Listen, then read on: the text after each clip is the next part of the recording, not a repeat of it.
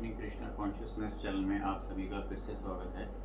आज हम जिस विषय पर चर्चा करने वाले हैं वो है भक्त एवं अभक्त में अंतर। तो श्री भगवद गीता में अलग अलग श्लोक हैं जिसमें भक्त और अभक्त के बीच में जो भेद है उसके बारे में विभिन्न रूप से व्याख्या की गई है। उन्हीं श्लोकों के माध्यम से हम भक्त और अभक्त के बीच के अंतर का समझने का प्रयास करेंगे। तो भगवद गीता के तीसरे अध्याय के 13वें श्लोक में भगवान श्री कृष्ण कह रहे हैं, यज्ञ शिस्त सना संतो मुच्यन्ते सर्व किल्बिषा भुजन्ते ते तो अगम पापा ये पच्यन्ति आत्म करणात्। अर्थात जो व्यक्ति भगवान के लिए यज्ञ के रूप में भोजन अर्पित करता है और फिर उससे खाता है वह सभी पापों से मुक्त हो जाता है, लेकिन जो अपने इंद्रिय सुख के लिए भोजन बनाता है वह पाप ही खाता है। तो इस श्लोक का एक्सप्लेनेशन श्रील प्रभुपाद इस प्रकार से बता रहे हैं। श्रील प्रभुपाद कहते हैं कि यज्ञ का तात्पर्य केवल यह नहीं है कि अग्नि में घी डाल दें, बल्कि हर कार्य को भगवान की सेवा के लिए करना है। जब भोजन भगवान के लिए अर्पित किया जाता है तब वास्तव में वो प्रसाद बन जाता है। ऐसे प्रसाद को जो व्यक्ति ग्रहण करता है उसके सभी कर्म बंधन जो है कट जाते हैं। जो लोग सिर्फ अपने भोग के लिए ही भोजन बनाते हैं वे आध्यात्मिक नियमों को तोड़ते हैं और उनके कार्य पाप में हो जाते हैं। इसी कारण वे लोग जन्म मृत्यु के चक्र में फंसे रहते हैं। तो यहाँ श्रील प्रभुपाद हमको इस विषय में विशेष रूप से बता रहे हैं कि जब भी हम भोजन बनाते हैं या जो कुछ हम ग्रहण करते हैं नई वस्तु, यदि वो भगवान को बिना अर्पण किए हम लेते हैं तो वास्तव में वो मनुष्य पाप ही खा रहा होता है। तो जो भी हम अन्न बनाएं, जो भी भोजन बनाएं, वो पहले भगवान को अर्पण करें, उसके बाद ही ग्रहण करें। और साथ ही श्लोक के माध्यम से श्रील प्रभुपाद हमको ये भी बताना चाह रहे हैं कि जो भी हमको कार्य करना है वो भगवान की सेवा के लिए करना है, भगवान की प्रसन्नता के लिए करना है। जब तक हम कार्य अपने लिए करते हैं, मैंने किया, मेरा है, इस भाव से करते हैं, तो उससे क्या होता है, यदि अच्छा कर्म होगा तो हमको अच्छा फल मिलेगा, यदि हमने बुरा कर्म होगा तो हमको बुरा फल मिलेगा। दोनों ही परिस्थिति में हम कर्म बंधन से बनते हैं। इसलिए हमको चाहिए कि जो भी कार्य करें हम वो निष्काम भाव से करें और पूर्ण रूप से भगवान को अर्पित करके करें। तो मुख्य शिक्षा इस श्लोक में हमको यही मिलती है कि भक्त के जीवन में भगवान के अर्पण किए बिना भक्त कुछ भी ग्रहण नहीं करता। उसका जीवन भगवान की सेवा में है, जबकि सामान्य व्यक्ति सिर्फ अपनी इंद्रियों की संतुष्टि के लिए कार्य करता है। जबकि जो भक्त होता है वो भगवान की सेवा में तत्पर रहता है और वो भगवान की प्रसन्नता के लिए काम करता है। तो ये सबसे मुख्य बिंदु है भक्त और अभक्त के बीच का, वो ये है कि जो अभक्त होता है वो अपनी इंद्रियों की तृप्ति और स्वयं की प्रसन्नता के लिए कार्य करता है। जबकि श्री कृष्ण कहते हैं कि जो भक्त होता है वह सदैव मेरी प्रसन्नता के लिए ही कार्य करता है।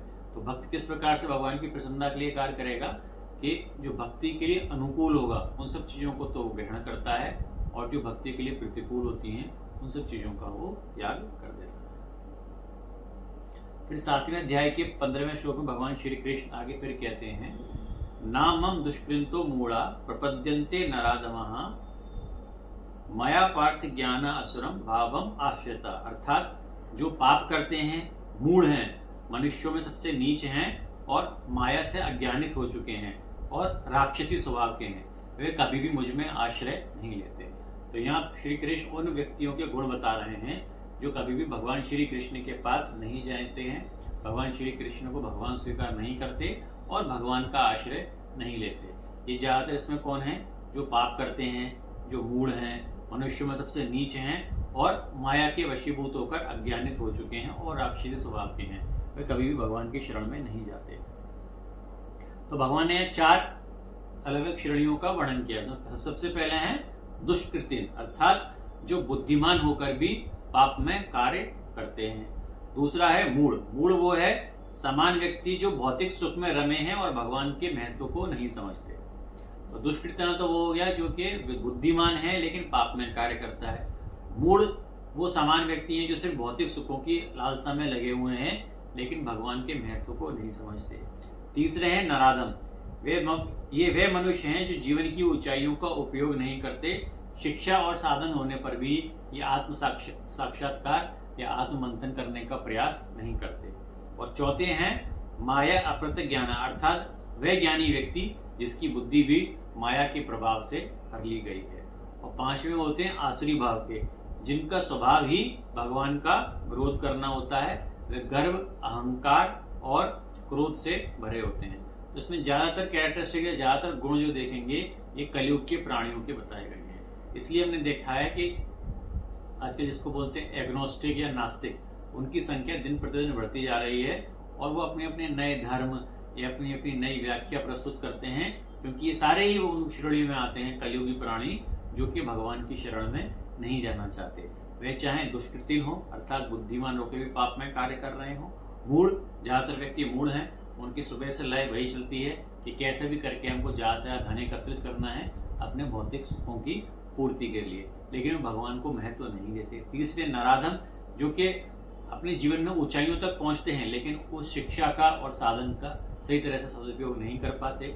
चौथे वो व्यक्ति हैं जो कि माया के पूरे वशीभूत हो चुके हैं और वो किसी न किसी तर्क से भगवान की सत्ता को नकारते हैं। और पांचवें आसुरी भाव के, जो कि क्रोधी, अहंकारी और गर्वीले व्यक्ति होते हैं, वो भी कभी भगवान की शरण में नहीं जाते।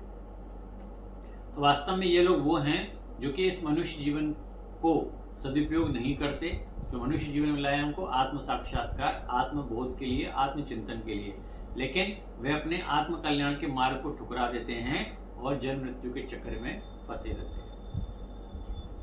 इसके बाद 7वें अध्याय के 16वें श्लोक में भगवान श्री कृष्ण कह रहे हैं, चतुर्विद्या भजन्ते माम ज्ञाना शुक्रतो अर्जुना अर्थ जिज्ञासुर अर्थार्थी ज्ञानी च भरतसभा।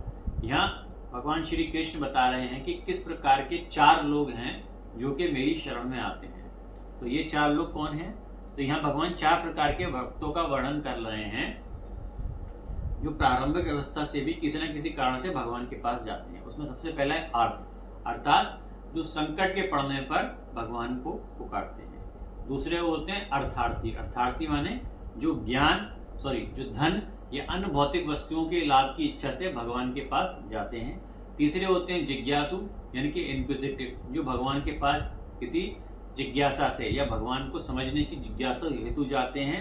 और चौथे होते हैं ज्ञानी, जो भगवान के सच्चिदानंद स्वरूप को पहचानने के लिए, आत्मज्ञान करने के लिए भगवान की निरंतर सेवा करते रहते हैं। तो श्रील प्रभुपाद कह रहे हैं कि अर्थार्थी, जिज्ञासु, ज्ञानी, ये सारे ही लोग कम से कम उनसे बहुत बेहतर हैं जो भगवान की शरण में जाते ही नहीं हैं। क्योंकि यदि वे भगवान की शरण में जाएंगे तो एक ना एक समय ऐसा आता है जब वे शुद्ध भक्तों की संगति में रहते हुए उनका हृदय भी परिवर्तित हो जाता है और वो जिस भाव से आए थे, अर्थात अर्थ के भाव से आए थे, ज्ञान के भाव से आए थे या जिज्ञासु प्रवृत्ति के कारण आए थे, तो एक न एक दिन वो आएगा जब ये सारी इनकी प्रवृत्तियां खत्म हो जाएंगी और उनके हृदय में सिर्फ शुद्ध भक्ति रह जाएगी।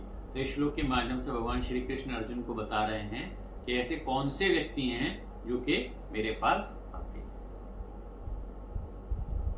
फिर 9वें अध्याय के 11वें श्लोक में भगवान श्री कृष्ण कह रहे हैं,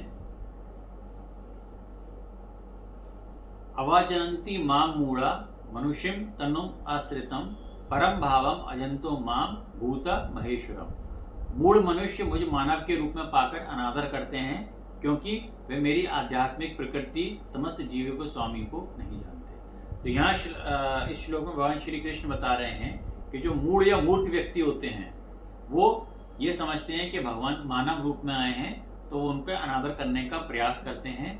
वे वास्तव में भगवान की आध्यात्मिक प्रवृत्ति और भगवान की सत्ता को नकारते हैं और उसको स्वीकार नहीं करते। श्रील प्रभुपाद इस श्लोक के तात्पर्य में हमको बता रहे हैं कि वास्तव में वो मूढ़ व्यक्ति ही होते हैं जो केवल भारी रूपों को ही देखते हैं, कृष्ण को मनुष्य के रूप में देखते हुए उनका अनादर करते हैं। वे समझ नहीं पाते कि ये मानव देह केवल सत्कार, शिक्षा और भक्तों के मार्गदर्शन के लिए ही दी गई है। वास्तव में ये परमात्मा सभी जीवों के स्वामी की दिव्य देह है। तो वो ये समझ नहीं पाते जब भगवान लीला करते हैं तो भगवान को लीला करते हुए ये मनुष्य भगवान के वास्तविक रूप जो कि सच्चिदानंद स्वरूप है उसको भूल जाते हैं और भगवान को मनुष्य मानकर ही उनके साथ व्यवहार करते हैं, उनका अनादर करते हैं।